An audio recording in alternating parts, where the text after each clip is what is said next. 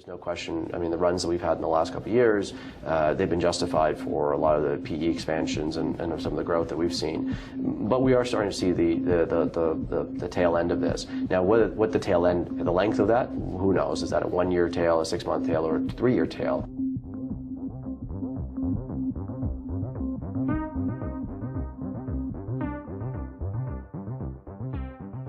Let's talk about equities. What's your outlook for US equities? I know we've talked about interest rates now.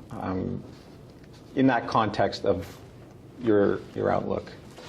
Well, look, I mean, I think that we're probably in the later stages of a more, maturing bull market here, and there's no question. I mean, the runs that we've had in the last couple of years, they've been justified for a lot of the PE expansions and some of the growth that we've seen.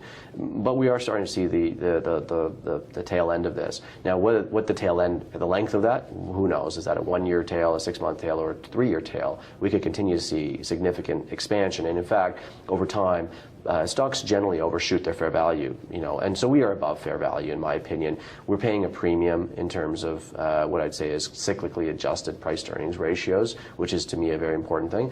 And when you look at that, what's the future IRR of equities? It generally is going to be more muted because we'll see a reduction in the price-to-earnings ratios over time. So I do believe that, if you think about 5 year, 10 years, I think equity returns will be more muted. But in the short term, we could see a significant strength and momentum that continues to overshoot on the tail end of this bull market.